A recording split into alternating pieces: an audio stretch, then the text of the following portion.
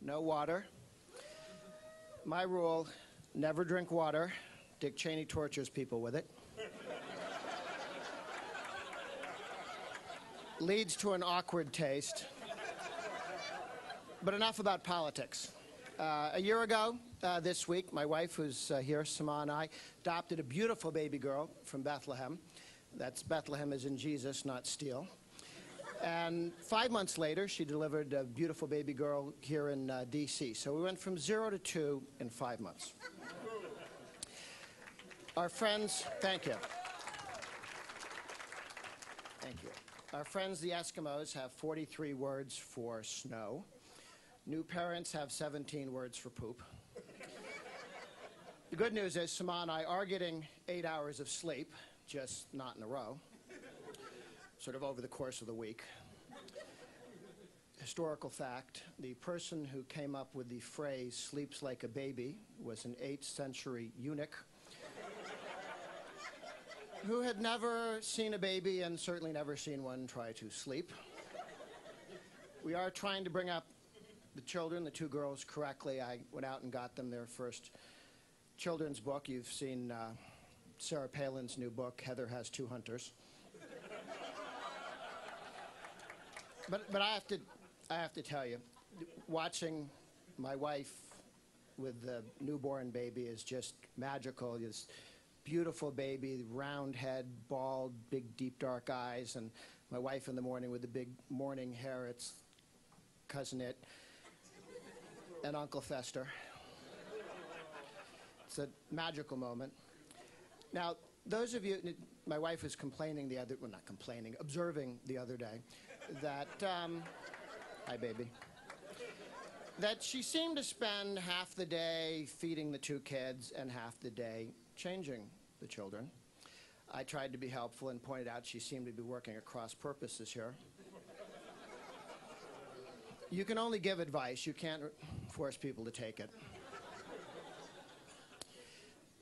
The children were a big change, but getting married was a change too. Those of you who haven't gotten married, let me explain to the men. You're no longer allowed to dress yourself if you are planning on leaving the house. I tried this at one point, and the warden stopped me at the door and said, "Where do you think you're going with that tie and that outfit?" And I said, you know, if you go out like that, you will humiliate me. I said, I'm going to Chicago. I know people in Chicago. They will see you. They will call me on the phone. Sama, I saw your husband. I saw his tie. Are you okay? So now I'm a Ken doll, and I'm happy. Before we were married, I had collections of collections. I had great collections. I had one of the world's finest collections of air sickness bags. Class, in comedy, you see, there's the build-up, and then later there's the punchline. And you were jumping in and laughing at the straight line, which is just mean because that's my collection. We'll move on.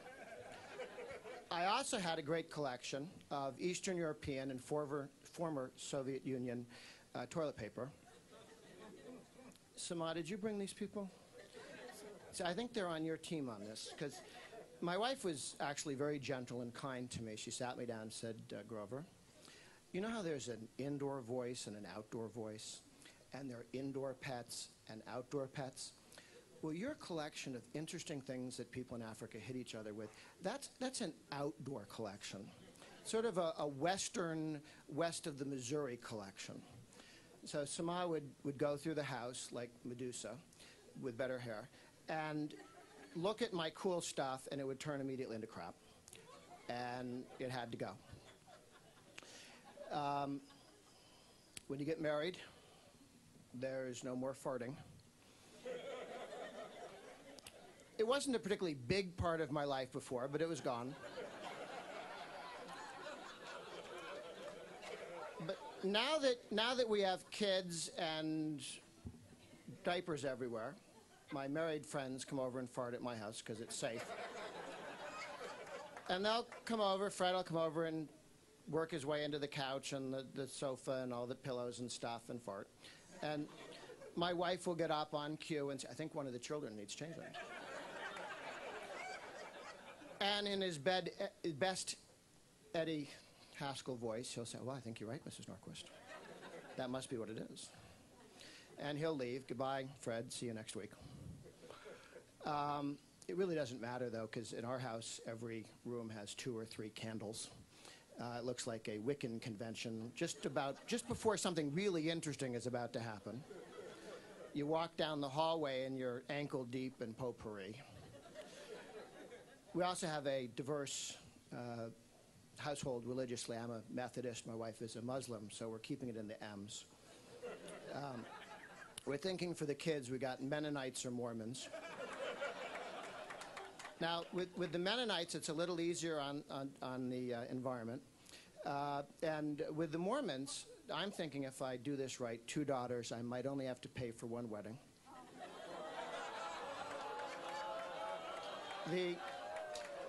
But all my roommates before I got married were Christians, so I didn't know. But Muslims have some very strongly held views about how you're supposed to leave the toilet seat when you leave the lavatory. And evidently in the Quran or Hadith somewhere, it's specifically stated that it's to be down. And if you screw this up, you spend large quantities of very unpleasant time in Hades. Now, back to politics for a second. I really did a good thing the other day. I bailed out President Barack Obama on this whole health care thing. He was trying to figure out how to do it without, gutting Medicare or raising taxes. And just between, I mean, this is his idea now that I gave it to him, but just between us, I'll let you know. He's announcing this next week. Here's how we do it.